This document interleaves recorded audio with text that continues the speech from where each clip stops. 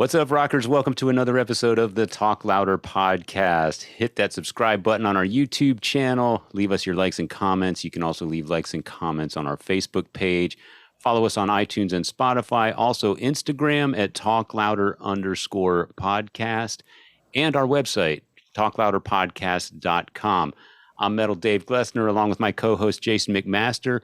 And today we kind of got a bit of a surprise. We had every intention of interviewing Phil Sandoval, the guitar player for Armored Saint, and his brother popped in for a little bit, Gonzo Sandoval, the drummer for Armored Saint. So we kind of got a twofer, and I'll let Jason explain because I wasn't even in the room when Gonzo made himself available, which was great. And I hope for those of our listeners who are used to, me and Dave sort of like going back and forth with a guest or just in like when we first started, this happened by pure accident because here it is. Little did I know here's a scenario on a day we tape a Talk Louder episode, sort of behind the scenes explanation here is I usually send the link to our Zoom room and about an hour before,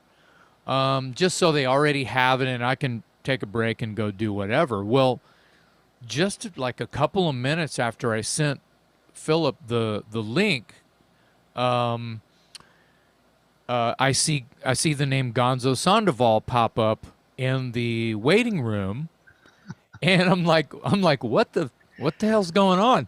And then all of a sudden I hear, "Hey man, what's up?" And it's Gonzo. It's not even Philip, who was going to be our guest. Yeah. And we love Gonzo Sandoval. We're big Armored Saint fans. So yeah, it's a bonus round here that we got Gonzo. And then so me and Gonzo just started talking, and he starts really getting excited about just things because they've got shows coming up, and he's I haven't talked to the Saint guys in a long time, and I've known those guys forever, and so we're going to edit this out to be a Gonzo Sandoval episode, and like I said, we got 2 out of 3 because they live together. We didn't even know that, so. Dave is unfortunately not in the room yet because I send the link purely so we can sound check their microphone and their camera and line it up and he was fully prepared and he was setting it up for his brother, and so I hit record and we just kept fucking going. We just kept talking, and he was excited to see me and I was excited to see him, and we just talked and talked and talked. Again, without my wonderful co-host, Metal Dave, in the chat room, in the room with us. So it's kind of like this sort of accidental episode, which came out really, really awesome. So let's talk up Gonzo. So Gonzo Sandoval, original founding member of Armored Saint. Yeah. And as you will come to learn, came up with the name of the band, helped come up with the sound of the band, which is vital to the Armored Saint that we know now, because I feel like they're such a consistent band. Every record they put out has it's Armored Saint. It always sounds like Armored Saint. They've never wavered. I mean, the lineup change has been extremely minimal. There's never, in my eyes, considered an audition. We talk a little bit, not in this episode with Gonzo, but in our future episode we will show with Philip Sandoval, guitarist for Armored Saint. We talk about the passing of the late great David Pritchard. Yeah. We talk about honorable mention, who's been there what seems like forever now, in a Jeff Duncan, who used to be in Odin. I just feel like they all grew up in Southern California together, and when they needed someone, I don't think Jeff Duncan came in and auditioned. I think it was a bro thing, right? And he was already in the band with Dave Pritchard when Pritchard passed away, And so Philip's place, I feel like, was just already there. So there's this thing, right? And we get into that in these 2-for-1 episodes here. But, you know, more Gonzo is a huge part of Armored Saint. And I just think that it was awesome. You'll see his energy. We really got lucky that he popped in, and of course, like I said, it's me and Gonzo for the most time, which is why I'm taking up more of this intro time than normal. But then Dave comes in and does a segment on the end there. Tell us, were you shocked to hear that me and Gonzo had this whole other like we were cheating on you, you know, before you showed up, you know? Oh man, I mean, it was an hour early. You know, I'm still in the kitchen washing dishes, and you're chatting up Gonzo, who just popped on the camera. You weren't even expecting it, and I didn't know that. Funny. It was funny as hell because I'm like, what are you doing, man? You know, I didn't know that he was even in the same room. So we do the episode with Phil. Which was great, and then Phil left, and then Gonzo took a seat and got on camera and chatted with us for another 5 minutes or 10 minutes or something like that. It was awesome, and it was great, yeah. Because I mean, hey, you know, a twofer with Armored Saint, sure, all day long, I'll take that, man. Well, I was waiting for Bush to pop in, and then Joey, and then Jeff, and then maybe Hammett and Hetfield. Why not? Well, all the bros hanging out at the Sandoval mansion. I don't know, but anyway, about this Gonzo episode that pretty much kind of fell in our laps, which is a beautiful thing. Gonzo does talk about some projects that he has going on. A lot of people don't know that he is a quite established photographer. You can see him at shows, at multiple shows when Armored Saint is actually on the bill. For the Monsters of Rock cruises or cruises that Armored Saint has done, Gonzo Sandoval will be in the pit taking photos of whoever, just Saxon, whatever, And a lot of people, he'll have his hair back in a backwards baseball cap, and he's in the pit with all of the pro photographers taking photos, and his photos are legit. He's really, really great. But he talks about a little bit about how he wants to have a channel a show basically where he's teaching young people how to play drums, starting from basic snare work and stick control and things like that. So he talks about this in this episode. So we'd appreciate it if you'd kick back and enjoy our bonus episode.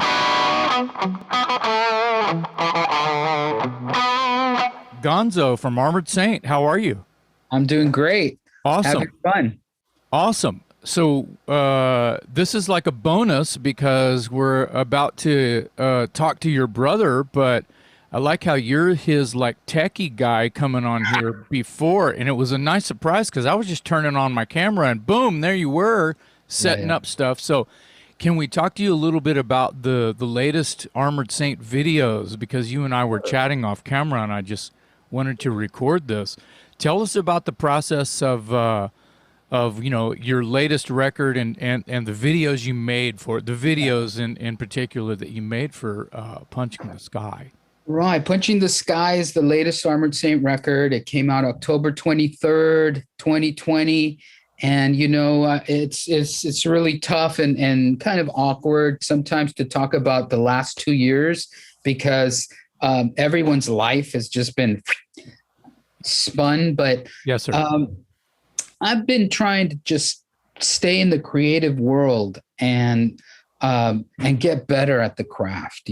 I play drums, I shoot pictures, I run computer programs and I love it. So, I shot this little thing in the background going on right now, and it's a drum solo with my GoPro 9 that I just got. So it's really exciting to blend pictures and video, and then now I'm going to be putting out some not just imagery but a mixture of both with music, and so it's going to be real awesome. Fun. But that's kind of what I've kind of been trying to use this time for, as well as playing drums and getting my hands. Yeah, I think everybody's been been learning a lot about how they can stay busy and stay creative if they're an artist. Period. Oh yeah, Whether it's music or photos or tech yeah, yeah. stuff or just write more songs or whatever. Right? Take advantage of the Yeah. time, because Yeah. yeah, we're getting back to live concerts, but Yeah. it's still sticky, That's there's right. still That's right. It's it's weird. not there yet. We're not there yet, It's gonna be and so weird for a while. we'll fight through Yeah. this year 2021, Yeah. and hopefully by 2022 and 2023, I'm looking for brighter lights, Yes. Of course. But anyway, videos. Yes. This Tell us allowed about that Armored stuff. Saint to Yes. get together and really produce more videos on any record than we ever had. So Punching the Sky, has that going for it. The first one we did was End to the Attention Span. Yes. It was really, really cool. The director was cool. The message was great, and it was well received. It was a lot of fun getting together with the guys. It hadn't been for a bit, and we masked up, and we still did our thing. Yeah. And then there was Where'd you shoot that? downtown LA. Attention span. Did you have to rent a space, or did you just? Yeah. Yeah. We worked with the director Robert, and he had good ideas. Joey and him basically put their heads together and came up with these videos. So that was the first one. We loved the song. My brother wrote the main riff, and it was just a lot of fun. Then we got into Giants. Standing on the Shoulder of Giants, and that song one is, by the way, the song is so huge sounding. It's like it's like the power of 5 Armored Saint songs in one fucking song. Yeah, I mean, it kind of is. I mean, even though you were in on that a little bit, yeah, you have to agree. Even looking from the outside in, that's a huge fucking song. Well, I enjoy the space. The space allows for the drums to kind of have their home in a very upfront way. Yeah. That's how I play the drums. That's how I love my drums to sound, is in your face, slapping you every single time. Yes. I don't like vagueness, or can I hear this or can I hear that? Am I in doubt of where my drums are? No, I don't do that. It's got to hit you in the face, got to feel it. And just enjoy drums. That's just me. Gonzo, you're part of the song. It's not Armored Saint without you on drums. Yeah, right on. Well, it's unusual. I've been thinking about this. When I came up with the name Armored Saint, first it was like, nah, that sucks. By everyone in the band, really. And then later, when it was essential, we needed a name because we had gigs. And then I brought it up and again, and I told them, in this world, there's two powers, evil and good, So Armored Saint is the good, the light that battles the evils of the earth, but it is just as powerful to battle and eventually win the battle of good and evil. That's what, how I look at it personally. Yeah. So man. that was the way it started, and well, we're a live rock band that thrives on live, and that's where we shine. And looking forward to getting back to it in December with Black Label Society. Yeah, I saw those dates. That's fantastic. When does that start? It's a short run, 5 dates in a row at the end of the year. We're actually playing New Year's Eve in Arizona. Okay. So we'll close out the year with those dates, and want to invite everybody. We're doing San Diego, we're doing Los Angeles, we're doing Reno, and one other one. So it's going to be awesome. Zach Wild, Armored Saint, and Prong. Yeah, so. I saw those dates announced. That's a great bill because you've got some flavors. Yeah. Yeah, definitely different flavors. So back to the videos. Yeah, of course. See how we We get a 2-for-1 today. Your brother's not here, and my co-host is not here, but this is great, and I appreciate you letting me record this while we chat. Sure. This is a lot of fun, you know. Tell us about Missile to Gun. Missile to Gun. So that was our third video, and this one, personally, Missile to Gun, had the opportunity, I think, to not focus on, but at least use some sort of military sort of weaponry to sort of missile to gun, so sort of shrink it down sort of vibe. That's how I looked at it. But the way it came out, it turned out that they got two girls and they're using swords and battling that. More power to the girls. Yeah. So anyway, that was a lot of fun. They first time we're kind of bringing in different actors and kind of doing that thing. Still working with the same director, Robert. Okay. And it seems to get done well. Are the women, the actors, I should say, digitally enhanced? Or are they really fighting, or are they fighting green screen, or what's going on there? Right. So it's cool. No, they're actually fighting, and they actually rehearsed, and this is all choreographed well. I was just in the room while they were practicing. John Wick style. Yeah. I love John Wick. 1, 2, and 3. And you know what? We've already seen him like so many times. We need John Wick 4. Yeah.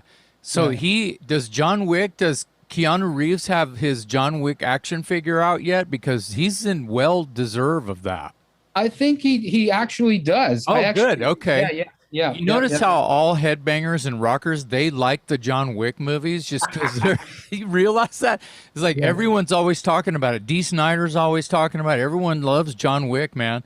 So like Keanu Reeves is like the rockers actor now for some reason. Just it could be because of Bill and Ted. I don't know. Right. Well, maybe. Yeah. My mom digs it too, which is surprising. Yeah. That says something too. Too. That's right. So Missile, what was it? Missile. Yeah. So a little story. I was walking out after we did our thing, and they were going to film the battling part of the indoor scene, and the girls were rehearsing, and I had my camera. So I was like, is it all right if I take some pictures? They're like, yeah, we don't mind. So I ended up getting some really nice action shots as they rehearsed. And so it was actual, full contact swords and the whole thing. And then the special effects were added after. Yeah. But yeah, it was a lot of fun. It was nice to have good-looking girls in our videos, and for once, and not for once, but this in the past they've been there. Yeah. But you know what I'm saying. Quite different than the Can You Deliver video. Right. Well, Can You Deliver was so long ago. It was a whole different scene. And loving Can You Deliver, we're going to get into that. We're going to get into that with your brother, I'm sure. Sure. That was a 3-day filming. It's going to be great. Yeah. I'm going to hold this up. I'm going to hold it up again when your brother gets here. Yeah. So this is kind of important, isn't it? Sure. That was really important because Joey's accident with Tommy Lee facilitated the money to be able to record that demo. Wow. It's a sad situation because we had booked 5 shows. We were going to do this little run, and then he got into the accident.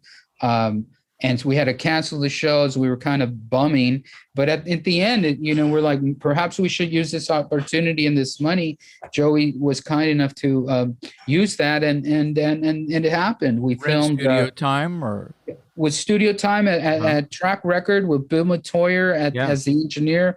The old Track Record, which was on Melrose. Yeah. And that's where we met Ron Fair, who eventually signed Armored Saint to Chrysalis Records. Right. So a lot happened around that record. Someone dropped out. Brian Slagle said there's a slot in Metal Massacre 2. Perhaps we can record and use one of the songs. We did. Was lesson well learned. Yeah. And track 1. Yeah, Track one, opening the record. I would say there. Yeah, there's a slot open. Track one. Oh So, shit. I mean, I Yeah. think that kind of said something about the song. If Brian was picking the running order, which he probably did, kind of said something a Loved little it. Well, bit. we loved that song. It was Yeah. a Oh high yeah. energy, and it was like our fast song, and Yeah. at the time, And and you re-recorded it for the EP, correct? no, Oh, that's the same recordings. same recording, just Same recordings. Oh, good. remastered. Okay. Wow. See, that's good. Yeah. It's been a while. So the first EP on Metal Blade, Yeah. name the songs for me. The Lesson first well EP. learned. Yeah, lesson well learned. Oh, False Alarm, False On the alarm. Way. On the way. Uh, you're never. No. Stricken. No. No, it was What was that? No Reason to Live. That's right. Nope. And That's right. was there one more? False Alarm. That was 4. Yeah. Now you're gonna make me look. Dude, tell me about it. All my shit's in the other room. Don't make me go run and get it. Oh yeah, no, it's okay. The info. All right. So EP, Yep. Armored Saint. Mm-hmm.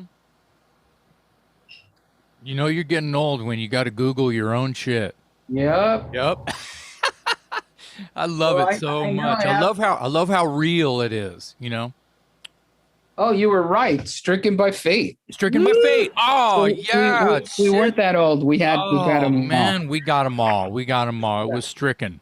So But I want to tell a little story about Metal Massacre 2, because do it. this is the deal. We loaded in at midnight to begin the recording session. It was spec time, Right. know. So Well, it for wasn't a lot of our listeners who don't know about that, we've actually had other guests talk about it where they're, you end up waiting around for a long time. You're in the parking lot waiting for Van Halen to get done because they paid for the day, right? So yeah. Well, we were 18, 19 years old, and very, very green for the situation. Yes, We were ecstatic about stepping into a recording studio. Where we come from is we started in the garage, to be quite honest. My drums were in the garage. Phil's amp was in the garage. David Pritchard used to come over, and it was us three for a long time. Yeah. Coming up with the early sound, and there was just guitars and drums. By the way, all of the best shit starts in the garage, Gonzo. Yeah, and so I'm honored, humbled, and grateful and thankful that a person like myself can start in a garage and then be able to start playing live gigs and touring the world, and huge festivals. It's just mind-boggling. So definitely grateful and thankful to God for the opportunity. Lone Wolf Video, tell us about that.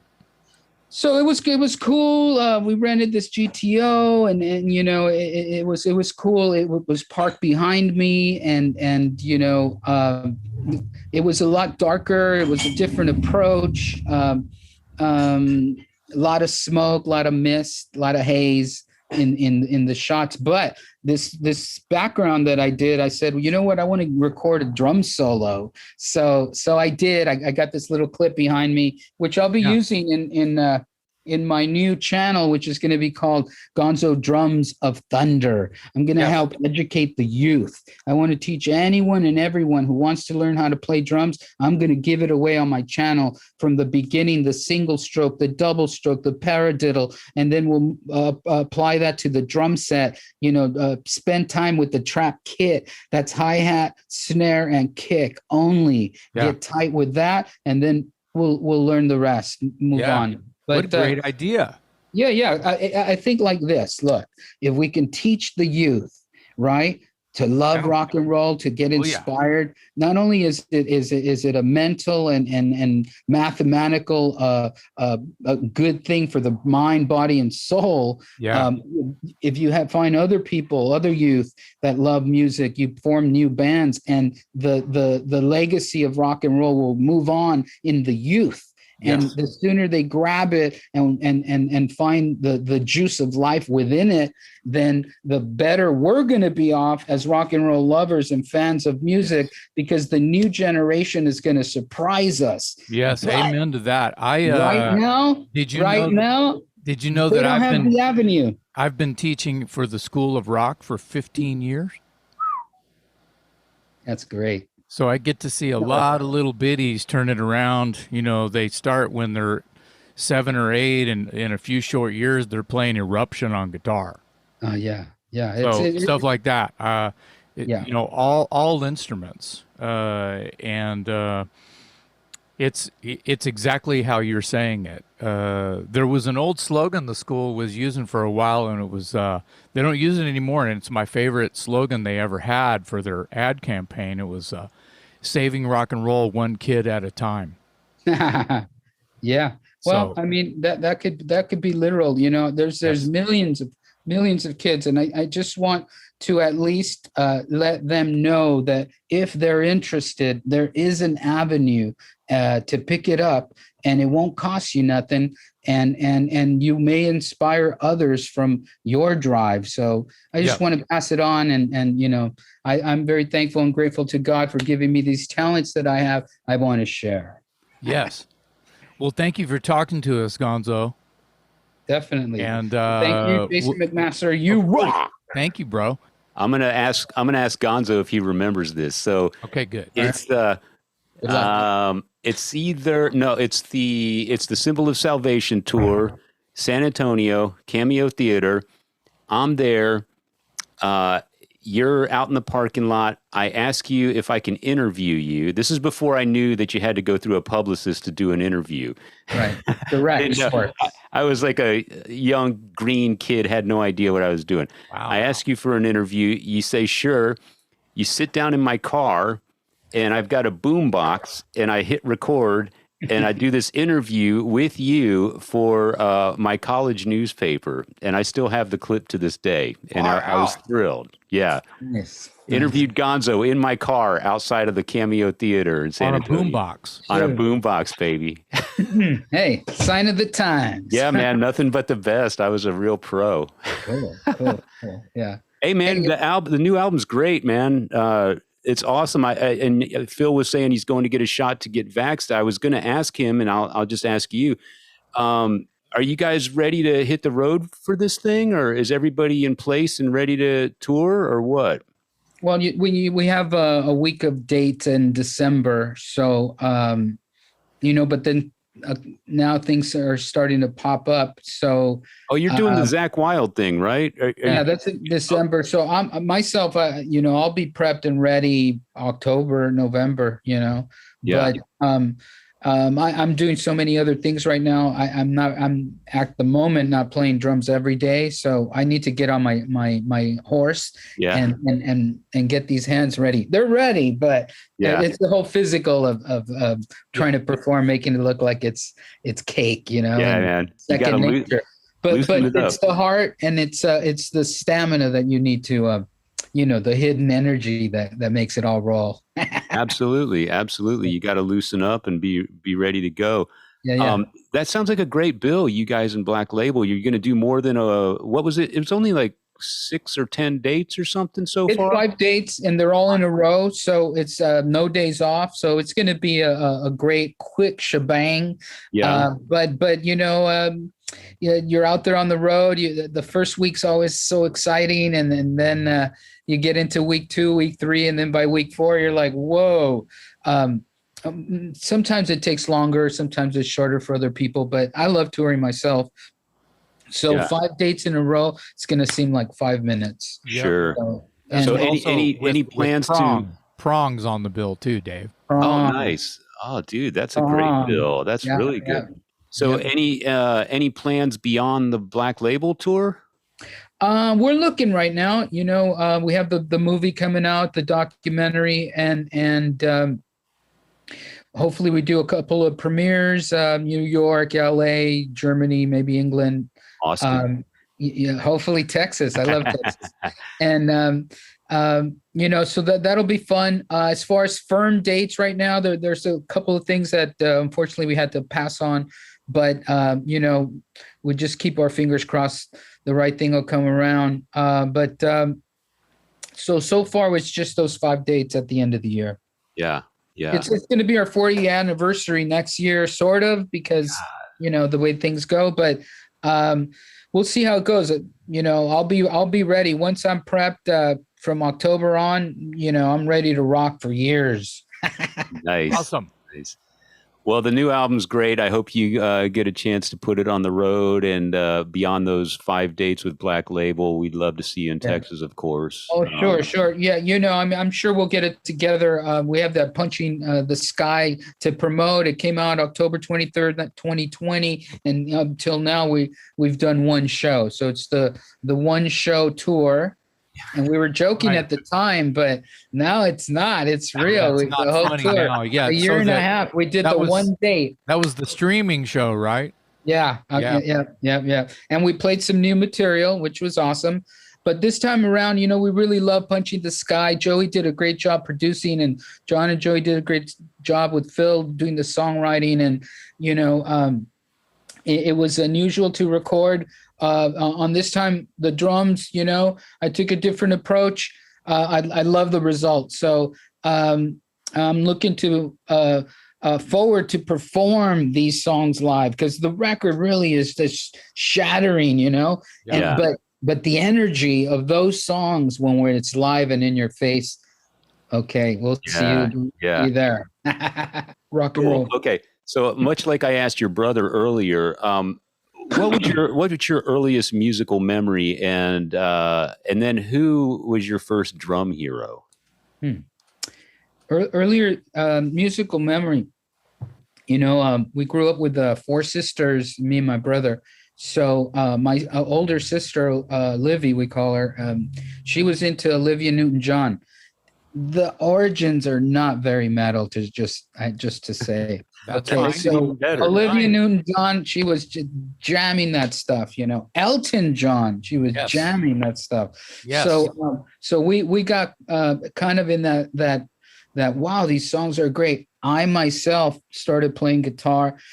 John Denver was my dude. I'm singing "Country Roads Take Me Home to the Place," and I'm like, this is awesome, because he's like nature, and he's got the vibe, Colorado, and I'm into the nature thing, so I kind of connected at very young age. So long story short, that's kind of where the musical thing came in. Then my 6th grade teacher was a creative enthusiast, and she's like, well, we're going to go ahead and offer guitar lessons after school. If anybody's interested, let me know, because she would play for us.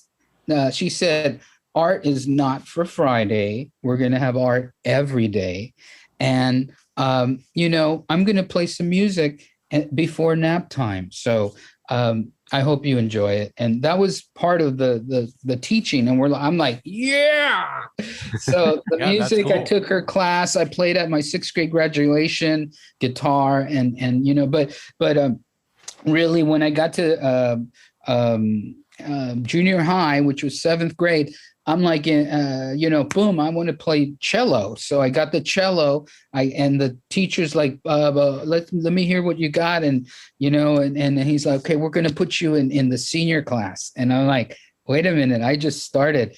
But I had a good ear. He said, you have a good ear, and, you'll do well. So I'm the youngest guy in the senior orchestra, and I'm like playing cello, and we're doing well. It sounds great. He's like, man, he's hammering, not like that, like this, he nails it home. And so at the end for the performances, we're dead on. Everyone's like shining. It's really good. But the band would start playing, and then the drummer started.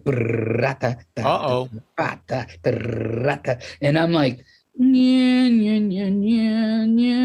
like, no, I gotta be going, so then my ears like, I want to do that. So from the symphonic to the drumming, that's what happened to me. And then unfortunately I broke both my wrists. My brother picked up the drums. I healed quickly. Well, I kind of cheated and took them off early and started playing bruised and, and pretty soon, but now, man, solid. Both of them. Popeye. And they both broke at the same place at the same time.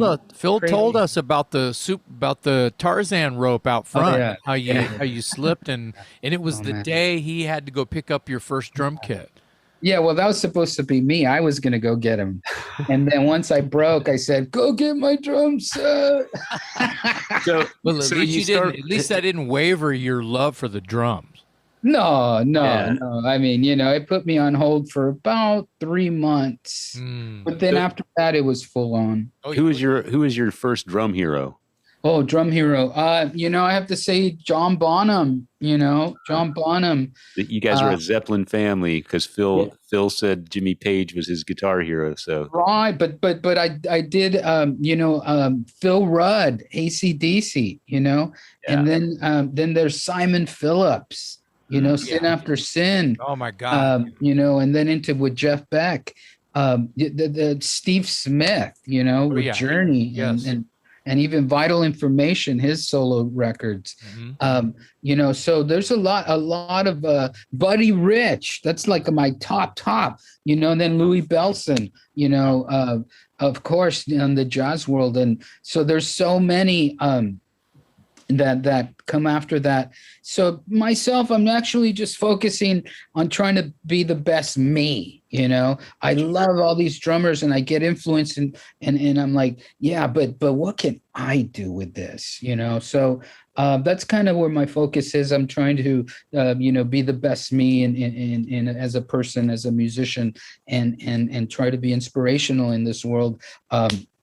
Because there is light. Life is now. Life is happening now. Yes. The light is on. So might as well use it. Yeah. Thank you very much for that, Gonzo. We really appreciate your positivity and great message, and we're extremely happy that you jumped in and did a little segment with us. Thanks. Yeah. Man. I love you guys. Love you, Jason. You guys rock. Thank you for doing this. Thanks for jumping in. It was great getting a little extra dose of Sandoval today. That's awesome. That's awesome. Well, Texas rocks. We love Texas. We've always loved Texas. When we roll into Texas, it just seems like home. So we look forward to that. Hopefully in 2022, not 2023 or whenever that happens. We're going to be there, and it's going to be explosive. Yeah, awesome. Man. Well, I think Jason and I will be there as well. So we'll look forward to that. And we'll look forward to the documentary in the meantime. Oh, yeah, that's going to be awesome. It's going to be really, really awesome. Thank you, Gonzo. Keep yourself alive. Thank you, Gonzo. Yep. Appreciate it, man. I'm going to kick you out. All right. Take care, brother. Unrecord. Oh, that was great. Great little bonus. Yeah, so I recorded like 30 minutes because, dude, I sent the link in like 10 minutes. I sent the link like an hour before, like at like noon. Yeah. And then, boop, Gonzo Sandoval pops in. Yeah. And I'm like, what the fuck? Don't they know they're an hour early? And so I went and got my coffee and I got ready, and it was like a half, it was like only quarter after. And then I hear, "What's up?" It's like Gonzo, and he turns on his camera and he's like, "Hi, Jason," kind of shit. Oh man. And so I did the whole, like, it could be its own episode. Great. Wow. Perfect. It's crazy.